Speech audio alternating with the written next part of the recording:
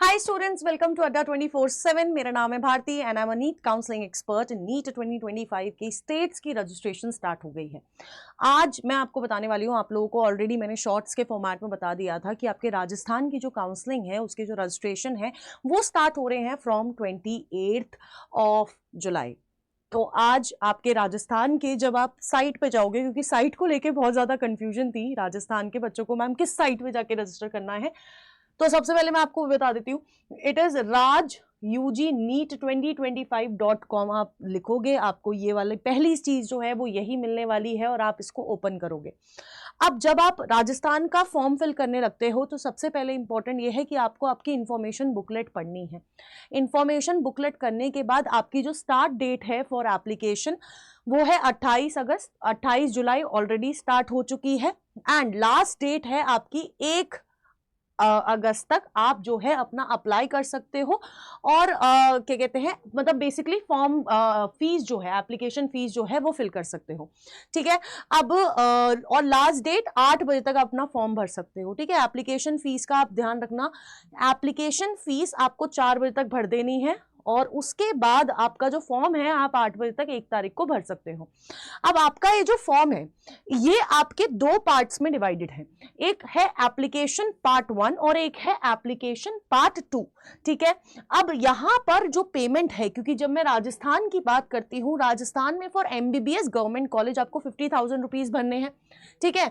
MBBS government college के लिए आपको 50,000 रुपीज भरने हैं एंड अगर मैं प्राइवेट कॉलेजेस की बात करती हूं तो आपको जो भरने हैं बेटा 5 लाख रुपए भरने हैं। एंड आपको ये पूरा का पूरा इंफॉर्मेशन बुकलेट है ना। इसमें स्टार्टिंग में सबसे पहले तो आपको वो बता रखा है, सीट मैट्रिक्स बता रखा है। ठीक है। सारी सीट मैट्रिक्स है, बीडीएस की भी है, एमबीबीएस की भी है, दोनों की सीट मैट्रिक्स आपको पूरी तरह से बता रखी है and this is the information booklet. ठीक है। जिसको अभी तक इंफॉर्मेशन बुकलेट नहीं मिली है वो प्लीज आप मेरे टेलीग्राम चैनल पे जाके देख सकते हैं। मैंने कल या परसों में ही जो है आपकी इंफॉर्मेशन बुकलेट जो है वो अपलोड कर दी थी। नेक्स्ट, अब ये जो आपका ऑनलाइन काउंसलिंग रहने वाला है वो 4 राउंड्स में होने वाला है और जितने भी सारे राउंड्स होंगे ये चारों rounds is including stray vacancy round और ये ऑनलाइन भी होगा। There will be no offline counselling. ठीक है। अब एप्लीकेशन फीस की अगर मैं बात करूं तो आपको जो नॉन रिफंडेबल रजिस्ट्रेशन फीस है बेटा 2500 है। ठीक है। फॉर जनरल कैटेगरी स्टूडेंट और आपका ओबीसी ईडब्ल्यूएस कैटेगरी के लिए, और फॉर एससी एसटी और एसटीए कैटेगरी के लिए जिनका राजस्थान डोमिसाइल है उनके लिए 1500 आपकी नॉन रिफंडेबल फीस आपको है, रजिस्ट्रेशन फीस आपको जमा करनी है। ठीक है। अब नेक्स्ट अगर मैं बात करूं that all eligible candidate who wish to participate in the counselling process must register themselves through the above mentioned website by completing part 1 as well as part 2 of the application form। आपको part 1 part 2 दोनों जो है वो fill करना पड़ेगा।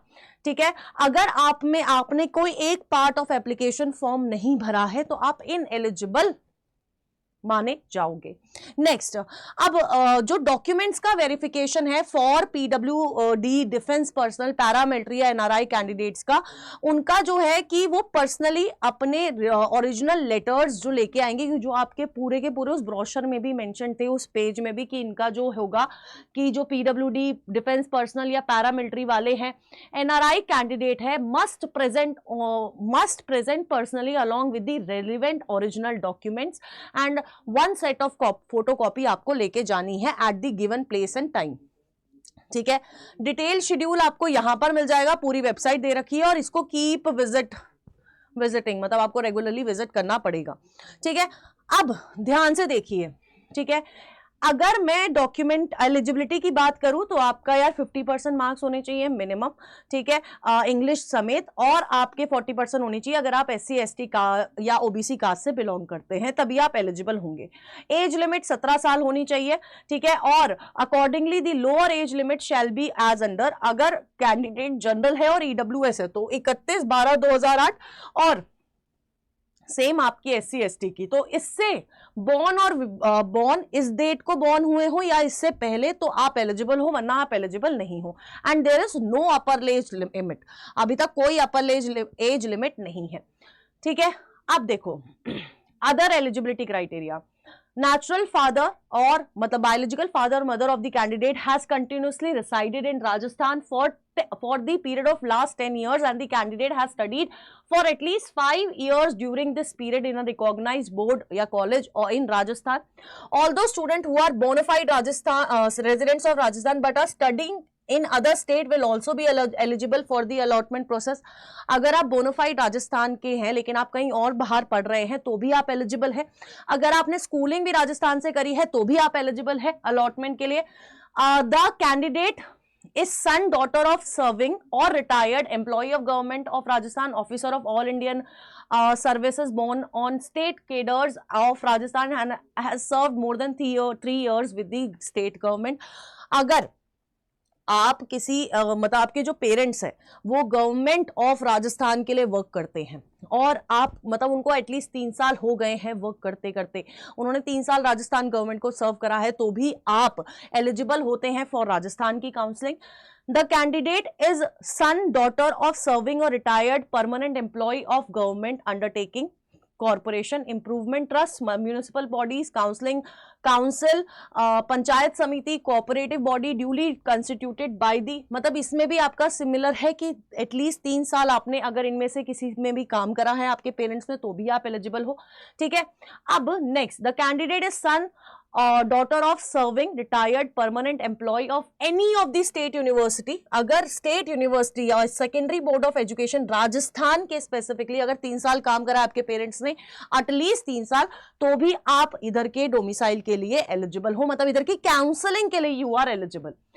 ठीक है. Next यहां पर दे रखा है candidate is a natural son, daughter of a serving retired employee of Indian defence and the employee is of Rajasthan origin irrespective of his place of posting. For example अगर किसी के पेरेंट आर्मी में है और वो कहीं क्या कहते हैं कहीं और पोस्टेड है, क्योंकि आर्मी वालों की जो पोस्टिंग है चारों तरफ रहती है, पूरे इंडिया में रहती है, तो आपको एक अपना डिफेंस पर्सनल का परफॉर्मा सर्टिफिकेट परफॉर्मा ए जो कि इसी ब्रोशर में नीचे की तरफ दे रखा है वो आपको प्रोवाइड करना पड़ेगा और आप फिर भी आप एलिजिबल रहोगे.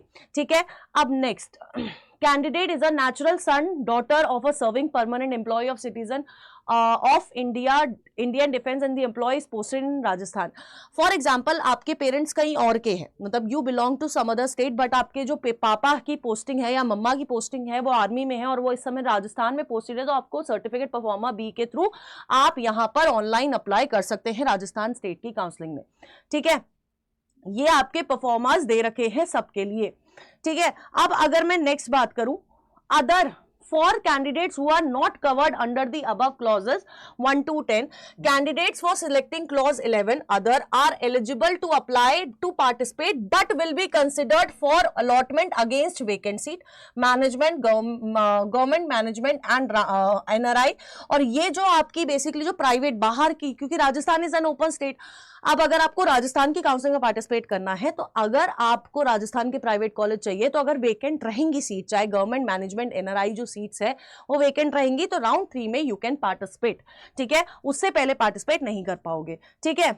अब सिमिलरली पूरा एनआरआई का भी ब्रोशर दे रखा है, यहाँ पर एनआरआई के एलिजिबिलिटी रूल्स दे रखे हैं, रिजर्वेशन पॉलिसीज के बारे में बता रखा है.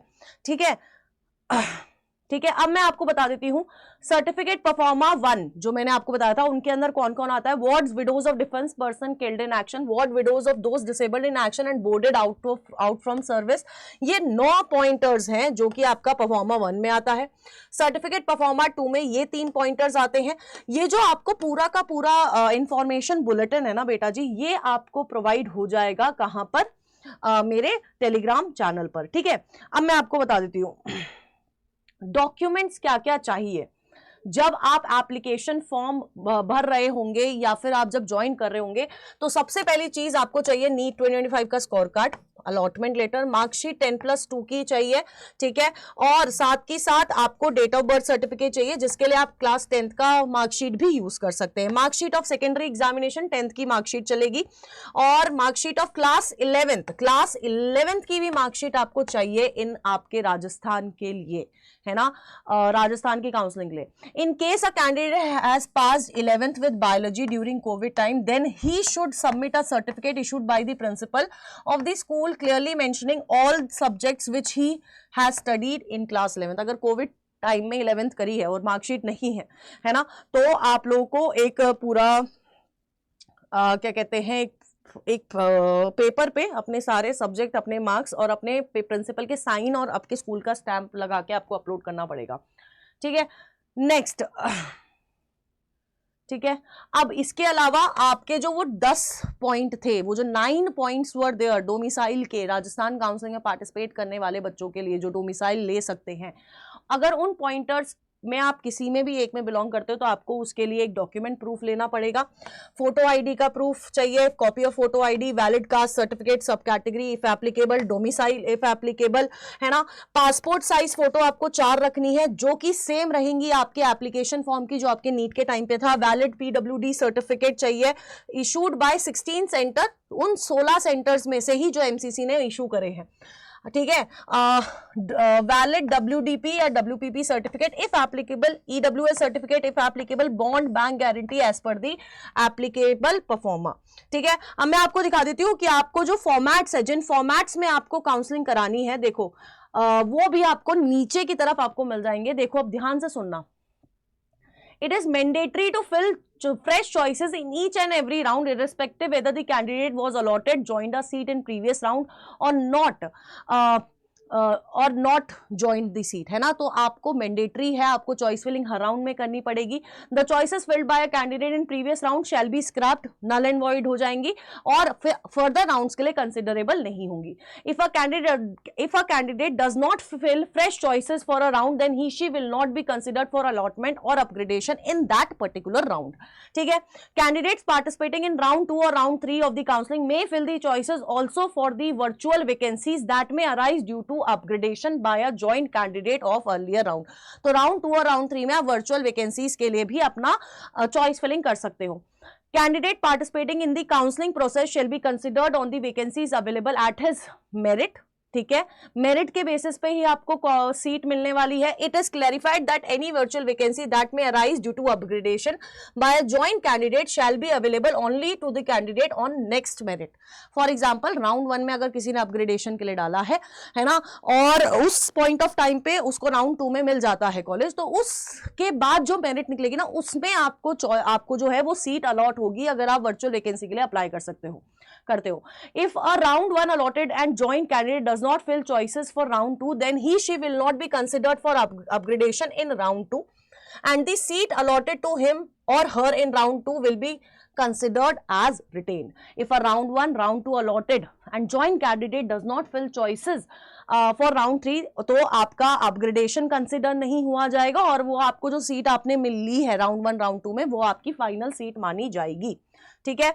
अब सारी जो होंगी क्या कहते हैं सीट्स की फिलिंग सब ऑनलाइन होने वाली है, पूरी काउंसलिंग ऑनलाइन होने वाली है। एंड देखो 10 लाख रुपए का 2 साल का आपका बॉन्ड है, सर्विस बॉन्ड, नहीं तो आपको 10 लाख रुपीस जो है वो देने पड़ेंगे। ये बहुत क्लियरली यहां पर मेंशन है।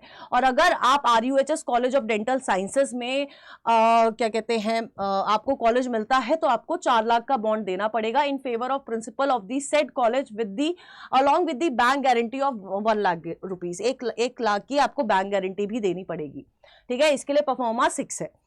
अब देखो सिक्योरिटी मनी ये दे रखा है, ये ऑलरेडी मैंने आपको शॉर्ट्स के फॉर्म में बता दिया था। नेक्स्ट आपको बता देती हूँ कि परफॉर्मर्स कहाँ हैं, ठीक है। देखो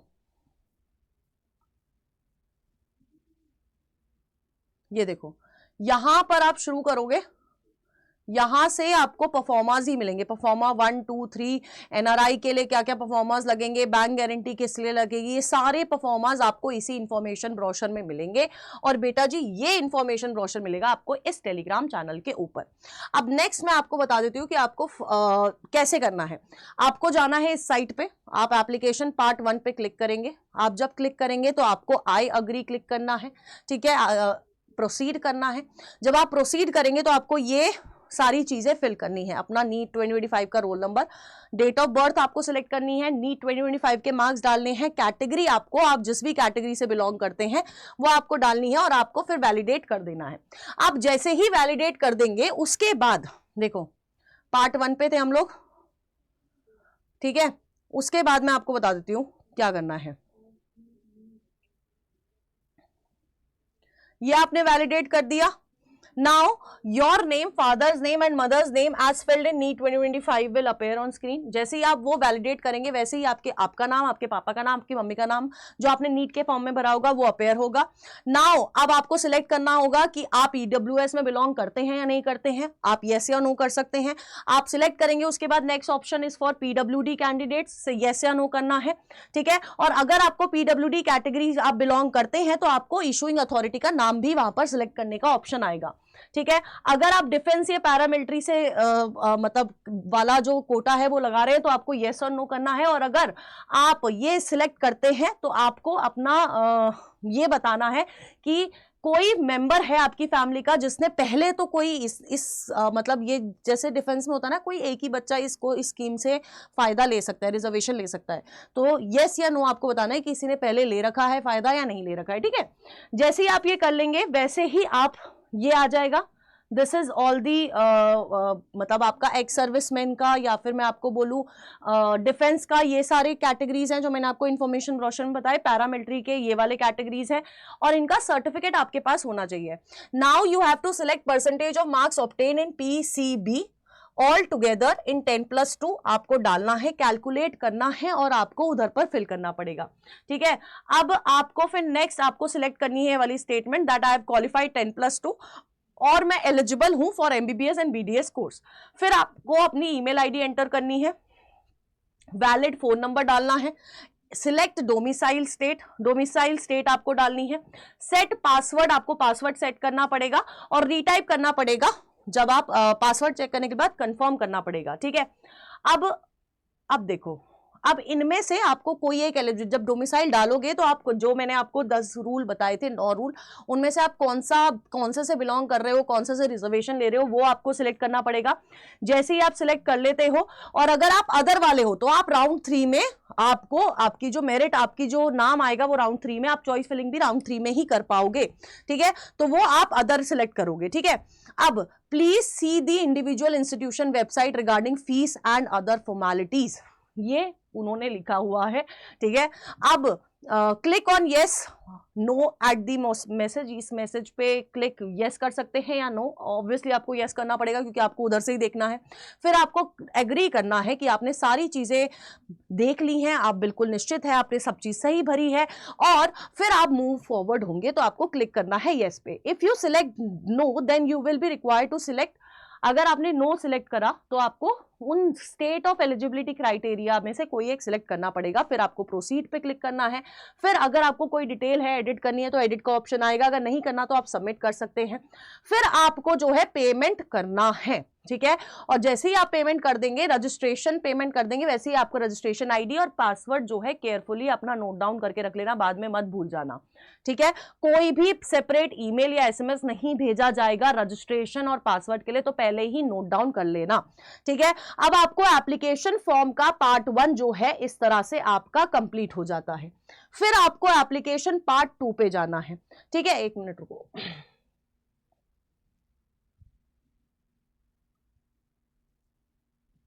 आप रजिस्ट्रेशन जैसे ही पार्ट 2 पे क्लिक करेंगे वैसे ही आपको रजिस्ट्रेशन आईडी पासवर्ड यहां पर डालनी पड़ेगी. जैसे ही आप ये पार्ट 1 पार्ट 2 मतलब जैसे ही रजिस्ट्रेशन आईडी डालते हो फिर आपको अपनी बेसिक डिटेल्स भरनी है. अपना select appropriate salutation, Mr, Miss, Mrs, Miss क्या हो. योर नेम विल अपेयर जो कि नॉन एडिटेबल होगा. Date of birth will appear जो कि नॉन एडिटेबल होगी. Select state of birth, gender select करना है. फादर का नाम आपका ऑलरेडी अपेयर्ड होगा तो वो आपको एडिट नहीं कर सकते हो. मदर का नाम आपको लिखना पड़ेगा. ठीक है. अभी का कम्युनिकेशन एड्रेस यानी कि प्रेजेंट एड्रेस डालना है. परमानेंट एड्रेस आपको डालना है और आपको अपना फोन नंबर लिखना है विदाउट 0. ईमेल आईडी आपकी ऑलरेडी दिखाई दे जाएगी वहां पर और आपकी डोमिसाइल स्टेट भी डिस्प्ले हो जाएगी. ठीक है. आपको अपना आधार नंबर लिखना है विदाउट स्पेस. आपको अपना नेशनैलिटी बताना है, इंडियन हो या कोई और. ठीक है. आप जैसे ही लिख लेते हो और फिर अपना किसी मतलब क्या कहते हैं एड्रेस फिल करना है लोकल गार्जियन का. फिर सेव एंड नेक्स्ट करना है. फिर आपको अपनी 10th अपनी एजुकेशन डिटेल्स भरनी है 10th की. फिर 12th की आपको एजुकेशन डिटेल्स भरनी है. जैसे ही आप ये सारी चीजें भर भर लेते हो, फिर मतलब ये सारी चीजें भर दी, फिर आपको कौन से कोर्स के लिए आप अप्लाई करना चाहते हो, फॉर एग्जांपल एमबीबीएस के लिए, बीडीएस के लिए, या फिर दोनों के लिए अप्लाई करना चाहते हो। जैसे ही आप करोगे फिर आपका सेव एंड नेक्स्ट आपको करना है। अब ये यहाँ पर एनआरआई वालों के लिए अलग आएगा, फिर आपको बैंक अकाउंट डिटेल जैसे एमसीसी में फिल करी थी वैसे ही बैंक अकाउंट डिटेल्स आपको यहाँ पर फिल करनी है, ठीक है। फिर आपकी डॉक्यूमेंट अपलोडिंग का काम शुरू होगा और नेक्स्ट आपका डिक्लेरेशन आएगी जो आपको डिक्लेयर करना है, ठीक है। अब प्रीव्यू का ऑप्शन आएगा, चेक एंड वेरीफाई आएगा, फिर फाइनल सबमिट, सबमिट के बाद फिर कोई भी आप चेक नहीं मतलब एडिट नहीं कर पाओगे, ठीक है। आफ्टर फाइनल एब्सेट submit you can edit your details in part 2 till last date of time submission। मतलब फाइनल सबमिट के बाद आप पार्ट 2 वाला जो फॉर्म है उसमें आप अपनी चेंजेस कर पाओगे, पार्ट 1 में नहीं कर पाओगे। और फिर आपको प्रिंट कॉपी इसकी निकाल लेनी है। जैसे ही आप प्रिंट कॉपी निकालोगे वहां पर आपको थंब इंप्रेशन, एक स्पेसिफाइड प्लेस होगी जहां पर अपना थंब इंप्रेशन आपको लेके रखना है, डाल के रखना है, और ये आपको पहले से ही रेडी रखना है। You will be required to submit it before the board at the time of mention in the notification website, failing which your candidature will be rejected, you will be disqualified without any further correspondence, ठीक है। अब जैसे ही आपको ये जो this is the format है ना, अगर आपको कोई भी हेल्प चाहिए ईमेल आईडी पे विच इज गिवन है ना, तो आपको ये सारे फॉर्मेट में आपको सारी चीजें बतानी है।